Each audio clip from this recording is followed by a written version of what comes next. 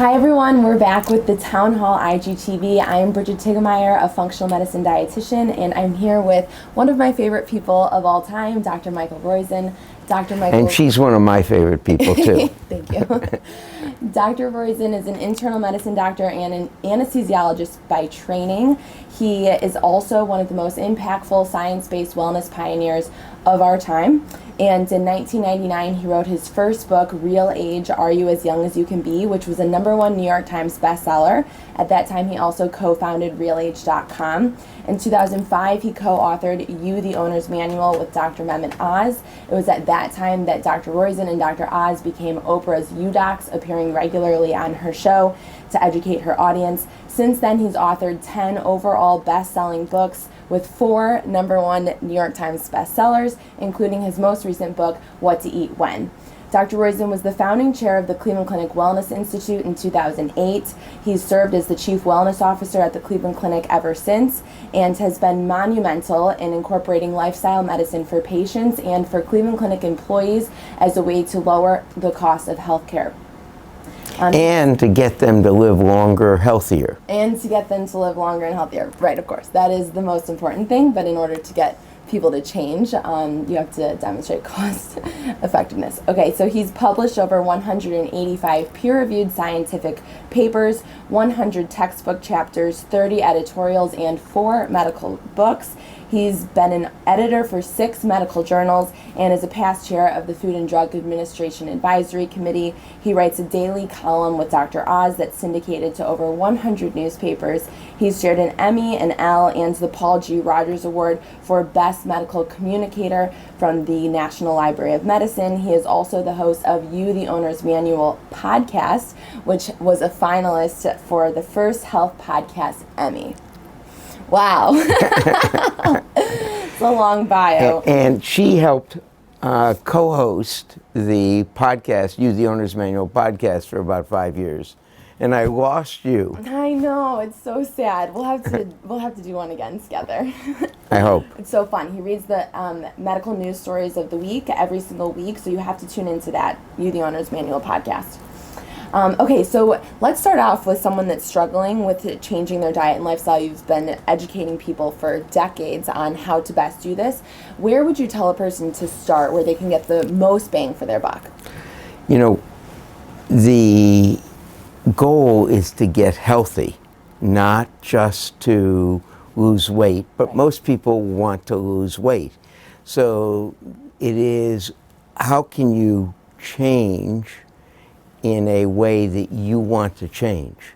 So the key is, do you cut back on calories? Do you increase exercise? Do you do something else? So what we have found most impactful is to change 2 habits. One is walk 10,000 steps a day, and you have to have a pedometer or one of the devices, some device, to measure that, because you can't do it if you don't measure it. Right, which you're a master at, by the way. And set it 3 hours early, or 3 hours late. So, meaning you get to do it on California time if you're in Cleveland. If you're in California, you get to do it on Hawaii time. So what that means is that at 10 p.m. at night, when you look at it, if you haven't got your 10,000 steps, you start walking to get them. That's how important it is. And then to email a buddy. So having a buddy, a coach. When you do functional medicine coaching, you're a coach, right? Mm-hmm. You're a dietetic coach or a nutritional coach. And a coach is absolutely key. And you always want a woman as a coach. Guys are lousy coaches. So you want a woman as a coach. And so why is that? Why are guys horrible coaches? Because they try and fix the problem rather than get at the basic cause of the problem so that the person never has the problem again. So those are 2 habits, just starting to do walking and then you will change others. If you only could do one thing, the most important is to learn a stress management technique that you can do routinely. That is, for me, it is deep breathing. Someone cuts me off, I put my finger, it's a better use of your finger than wherever else you were going to put it, but I put it on my belly button and I concentrate on my breathing. Take a big breath in, your belly button should go out, breathe out, your belly button should go in. So by focusing on that, by learning stress management. And there are 12 different stress management techniques: guided imagery, meditation, progressive muscle relaxation, etc. But learn a technique that you can use all the time. And once you do that, everything else becomes easy. So stress management first, if you can only do one thing, but then start something with a coach, such as recording your steps and emailing them to your coach daily. That daily exchange, then, especially if you get someone who's a nutritionist like you as a buddy, that's a great buddy, by the way. As soon as you get that as a buddy, then you'll start to get, what should I be really eating to be healthier? And you really want to eat foods, only eat foods that love you back. Right. So you don't want to eat, you may love French fries fried in bacon grease, but they're going to kill you. Not a good choice. So think of food as a marriage. You only want to get married to someone who's going to love you back, right? Of course, right. Right? So that should be what food is. Avocado loves you back. That's the type of thing. What foods don't love you back? Foods with saturated fat, not because of the saturated fat, but because of the proteins that come with it. Carnitine, lecithin, and choline, and egg yolks, cheese, and red meat, and pork is a red meat. Simple sugars, added syrups, simple carbohydrates. So go to those. Food felons. Right. Well, the fifth is trans fat, but it's outlawed. It's not as much of an issue so, anymore. But in any case, the point is, what you want to do is stress management, and then 2 other behaviors: email and walking. Mm-hmm. And in fact, then start to work on nutritional choices, and then portion size. Now, I'm going to tell you that my favorite patient of all was a group of 3 people, but the grandma on the Oz show was in a wheelchair and could only walk about 5 steps. And we said, just take 1 step more each day. And within 3 years, she was doing 10,000 steps. Amazing. Now, if you want to, it's not that, it is just convincing yourself you can do it. Your mind is the most powerful thing. It is.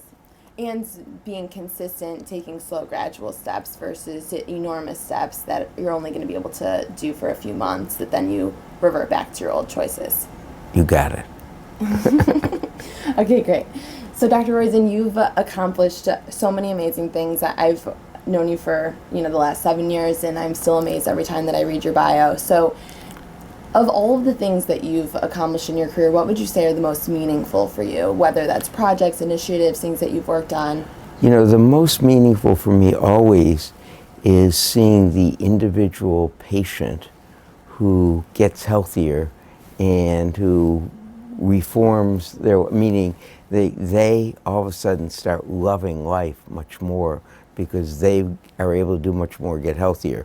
So you can say, well, you leverage that with RealAge, and now 65+ million people have done the RealAge test. So that's that's pretty meaningful, if you will, from a leveraging. We got 101,000 Cleveland Clinic employees and dependents who are saving the clinic 180 million and getting half of that, getting an additional large amount of money for themselves by reduced premiums. So all of those things are meaningful, but can you talk about that? How have they done that? Yeah, but let me go back. So, Okay. But what is really meaningful is to get the individual person, you, to do things such as just starting to walk and walk a few steps more each day, starting to email someone like Brigid. That'd be an exceptional email, buddy, to do stress management for you to get healthy, and all of a sudden understand you can do much more than you ever thought possible. Mm-hmm. So that's actually what's most meaningful for me. Now you asked what have we done with that? So we're a capitalist society, and you say, well, how do you motivate people to do this? Well, only 2.7% of all the people in America above 18 do even 5 of the 6 healthy behaviors, right, or get to. And why is Medicare so expensive? It's because it's less than 1%, 0.6%. So we said at the Cleveland Clinic, how do we get to those 6 behaviors? Well, we turned them into outcomes because we're outcome driven. That is, the Cleveland Clinic made its name by starting in 1978 or so, Toby Cosgrove started recording how fast did you return to work after cardiac surgery, what were your complications, and did you live or die? And it was outcome based. Right. And so he really made that difference with a number of other people. And so when we started to do a wellness program, we said... In 2008, was that when that Yeah, was well, it was actually a little before that because we started smoking. We stopped smoking around the campus, if you will, in 2000. The entire Cleveland Clinic campus. Yeah, we did that in, well, about 2006. 2005, we actually banned tobacco on the campuses. 2006, in September, we stopped hiring smokers. And 2007, we in fact gave free smoking cessation to everyone in Cuyahoga County for 6 months. So we really changed Cuyahoga County. Went on for years. No, that part didn't. The smoking cessation for our employees has continued. Yeah. But the gist of it is get the 6 hard outcomes. Blood pressure less than 130 systolic, less than 85 diastolic. An LDL cholesterol now less than 100 if you don't have risk factors. If you do have risk factors for cardiac disease, less than 70. Very hard to have a heart attack if you have a LDL less than 70. Fasting blood sugar less than 107 or hemoglobin A1C less than 6.4. Those are measures of blood sugar and insulin resistance and and diabetes and diabetes. Right. A body mass index, that is a measure of your obesity, that is less than obese. You can be overweight, but less than obese. Why did we choose that BMI? And by the way, there are BMI calculators all over the place on the internet. Why did we choose that BMI of 30? Because that's when aging greatly increases or chronic disease greatly increases. No cotinine tobacco end products in your urine greater than secondhand smoke. And the 6th thing, we started with asthma management, but we learned in working with others that stress management is the most important thing. So that's number 1. So we call it 6+2. I call it 6+2 anyway. The +2 is see a primary care physician or primary care provider and annually and get your immunizations up to date. And that is, so the weights aren't self-reported, the LDL isn't self-reported. You know, when we did behaviors like getting steps every day, yeah. You know, people would put it on their dog or they'd put it in a washing machine or something like that. So husband who gets more steps. Right. So that isn't, this is for you. It's for your health. It's not just, so we started with small incentive. That didn't work at all. When you're at under $400, you keep the healthy people willing to take the check and the unhealthy don't decide to get healthy. Yeah. So you need it to be large enough. We're at, I think, $1,440 now a person. All of that is from the savings. So we save more than that in addition to that. So we're saving roughly $2,000 per person per year in what it costs the Cleveland Clinic. And to show you how, I told you it was 2.7% of all Americans. By the time you're 47, it is 6%, down from about 20% when you're in your 20s, down to 6%. As I said, it goes to 0.6% at age 65. But we were at 6% when we started this in 2008. We're now at 43.9% of all employees have 6 normal. So this is doable. We are saving, or we did not spend, I've got to say it correctly, we did not spend $180 million that we would have otherwise spent, or that the median competitor, that our trend line would say we would have spent were we not to have done this program. But it wasn't in the first 2 years. We'll come back to that. It takes a long-term plan. So the corporation, that is Cleveland Clinic, tried to do away with, that is the chief financial officer, tried to do away with the wellness program every quarter for the first 2 years, 2.5 years. But Toby saved my whatchamacallits, Toby Cosgrove that is, and it takes a CEO who is really wants to do this and believes in it, because it takes at least 3 years to start to see a real return on investment. Yes, of course. And I think that... Well, why do you say of course? Because most CFOs out there will not say, we should get a return on investment in the next quarter. Yeah, well, I'm not a CFO, but it makes sense from a logical standpoint that you're saving the system so much money as a whole, that especially by getting a larger number of individuals to participate, because like you said from the beginning, when there was just a very small number of individuals, that's so common in wellness programs across the board, right? You have the same people showing up for all the wellness lectures and for everything. Like my mom was one of the first people that was a part of, she's worked at the Cleveland Clinic for 30 years and was a huge fan of yours before you even came to the Cleveland Clinic. I remember her watching you on Dr. Oz and Oprah, or actually Oprah at that time. So she was one of those people that was already healthy and just wanted to be healthier. It wasn't the people that really needed it that made the biggest dent in the healthcare costs that you then are able to incentivize from a larger standpoint, when you're able to increase the incentives and increase the bandwidth of who you're actually targeting and who's participating. And it also takes some time, because initially you'll find people with high blood pressure, so you'll put them on a high blood pressure medication if they fail exercise and diet as the only thing.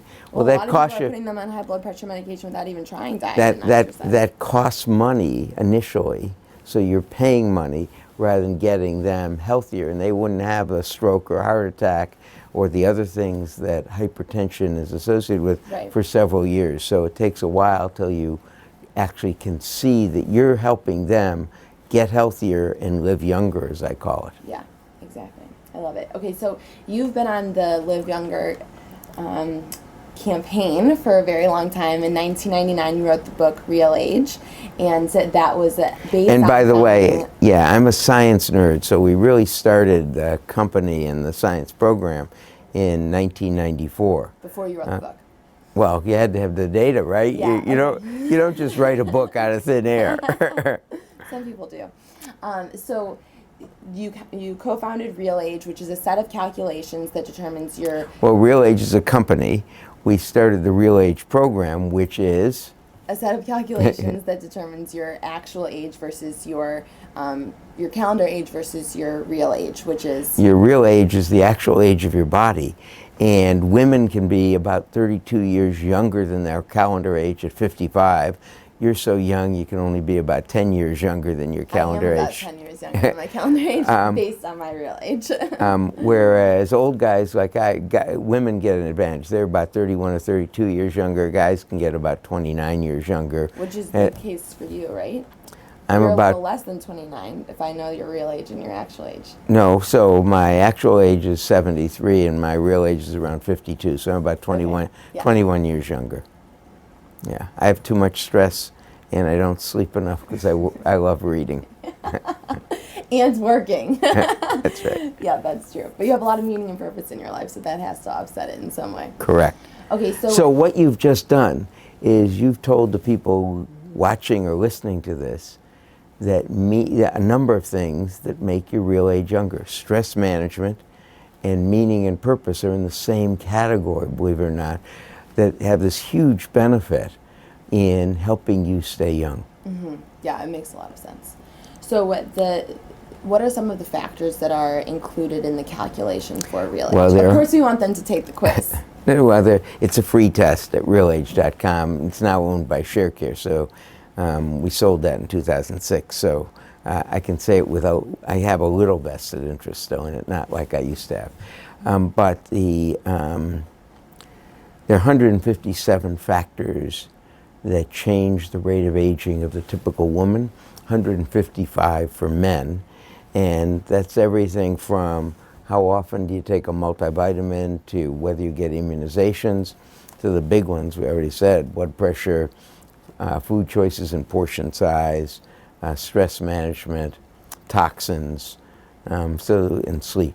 So those are the biggest ones are really the ones in the six, if you will, and that's why we made those the six. what your body mass index is. But it all comes from behaviors. So those are the net result of behaviors. We just had to measure actual outcomes. You can actually do it with behaviors of physical activity. There are 4 components of physical activity that make a difference to your rate of aging. Stress management, as we said.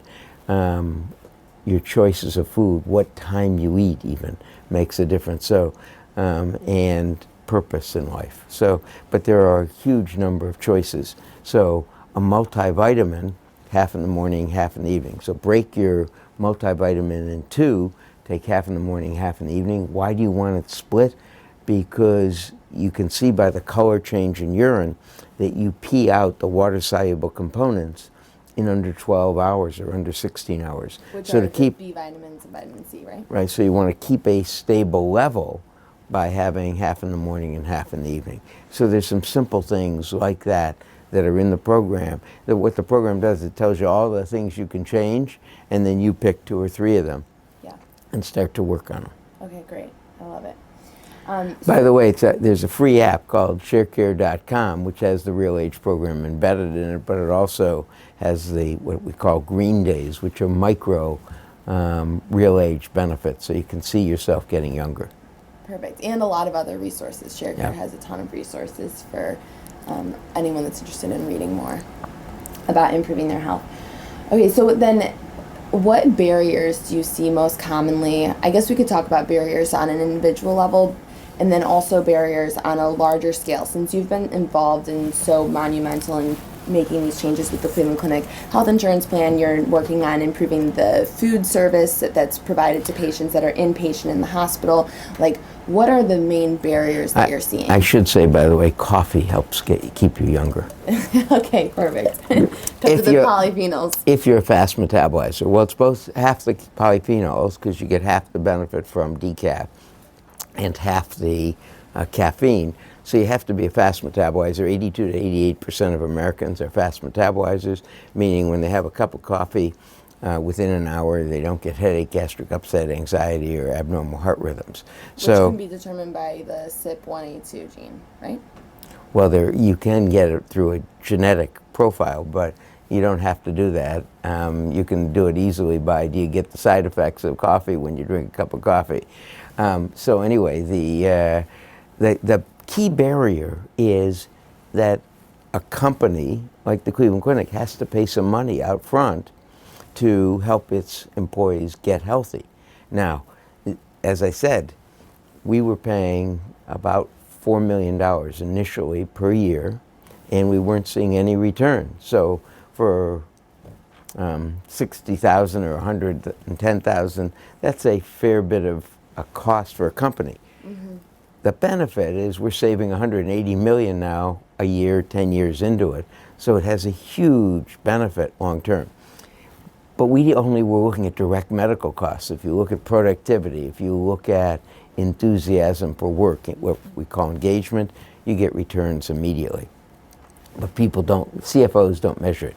So, most immediate thing is, from a barrier standpoint, is that initial saying, I'm going to do a 3-year return on investment instead of the Wall Street typical, I need to have a return on investment the next quarter. Right away, yeah. So biggest barrier is it costs something. What we found though is if you put our stress management program in first, I don't know what others, but I assume it works with every stress management. But if you put our stress management program in first, we started seeing return on investment in 9 months and 12 months, and huge by 3 years, just as huge as we saw in 8 years in the 3rd year at other places. So one is you need a CFO and CEO who are willing to buy into this, or board of directors, or whoever it is, whoever is running your company. You need to understand that there's an initial outlay for huge long term, and that's the real biggest barrier. The second is understanding once you do it once, you need to keep doing it. Right. A wellness program is not just a wellness run, or not just giving people Fitbits. It is getting a consistent outcome basis. It's just like cardiac surgery or sales. It isn't, you don't abandon a customer once they've bought something. You want to keep that customer, and you have to nurture that process. We have to do the same thing with this. It isn't, I've done the cardiac surgery, why aren't you well? It is, what did we do so that you can return to work as soon as possible with the fewest complications and the most vigor in your life for living a long time? What did we do to make your real age younger, in my sense? Right. So it is a consistent program, and you've got to understand. So one is that it costs something initially, and it takes a while to get a return on investment. Second barrier is it's got to be continual and consistent. So Toby Cosgrove was magnificent. Every month he had a connection where he'd pick 2 or 3 people who had transformed their life, and he'd reward them and bring them up in front of everyone, all 60,000 employees who watched the connection. Yeah, that is amazing. Okay, so then as far as making changes within the healthcare systems, improving the foods that they're fed, because this is a real problem that a lot of people are talking about. Like the Cleveland Clinic has been so innovative in creating the Wellness Institute and in bringing functional medicine and all these things. And so now when it comes to being inpatient in the hospital, what does that look like, and what barriers do you see with changing that? With inpatients, you can change the food other than you've got big purveyors. So you've got Morrison's and Cisco, et cetera, that, and a whole bunch of others, that Aramark, et cetera, that have a set, quote, wellness menu. It is effing BS. That's bad science. They just had they don't have anyone half as intelligent as any of us at changing what they are if you look at the results, okay? So first of all, you look at what their wellness menu is, and they're killing people left and right. And people that are critically ill, that are already in a very vulnerable place, that really need more nourishment. But it's pretty simple. It is avoiding foods with saturated fat. That is red meat, and pork is a red meat. Are they serving a lot of red meat in hospitals, though? Not now. Okay, but they have. Burgers are a common thing, and it's what is least expensive. It is avoiding egg yolks, so you got to get egg whites. It is avoiding cheese. It is avoiding simple sugar. It is avoiding white bread and simple carbohydrates, getting 100%. It is taking all the high fructose. I got a quiz question for you now. Good. Let's see if you get this, you get 16 gold stars, okay? I didn't prep her on this. He loves quiz questions. So where in the hospital does high fructose corn syrup sneak in most? Is it just based on the menu, or is it also including other enteral feeds? Let's just do the menu. Okay, the menu. She's talking ketchup? about what? Ketchup? It actually is the condiments. So it is. It is salad dressings. It is the condiments that have high fructose. So, for example, when we went to ketchup, there's only, when we did it, now there are 2, but there was only one manufacturer in the U.S. who would provide just pure tomato ketchup without high fructose, without added sugars, in the entire North America. On a large scale? No. I'm talking about in the individual packets. So in the packets that go on trays. So there was only one manufacturer, Sir, it started with a K, Sir Kirkland or something. It was made in Canada. Well, we had to get someone to do that in the U.S. because obviously people eat a lot of ketchup, and you want to do it without high fructose corn syrup and without added sugars. Right. So there are all kinds of little barriers that put in, how much extra is it going to cost you to have just 100% whole grain versus 50% whole grain and the rest be enriched flour? You don't want that. Right. But so it takes a while to get that. So, we've been persistent. We finally got processed red meat out Okay, that's good. except for one thing. I was told that if I cut out the bacon, they would kill me. Meaning, I would be dead. I can see patients being very upset about no bacon. But it seems like, I mean... So at least we've cut out all the processed red meat. And it seems like from my dietetic internship, which was the last time that I was inpatient looking at the menus, is that the sugar and carbohydrate content of the menus is so high. It has been. It's coming down. Okay. You had a good influence. Maybe. Okay, so those are barriers. And then lastly, you've accomplished, again, so many things in your career, in your life. You have an amazing wife and 2 beautiful children, and I know that you love your family. So can you talk about the things that you're most grateful for?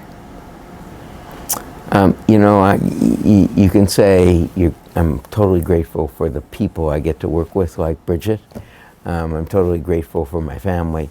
But I suppose the thing that I look forward to every day is I get to help people get healthier. Mm-hmm. So, if you will, I'm most grateful of all the things for, in fact, the chance of having, being able to help others. Yeah. You do a great job at it. Thank you. Thank you for all the work that you've done. Thank you. For so many years, impacting so many lives and so many systems at large, so many companies. The world is a much better place with you in it. Oh man, are you nice? It's true. Thank you for being here today. Thank you all for watching. Tune in next week for our upcoming video that will be talking more about health and wellness and nutrition.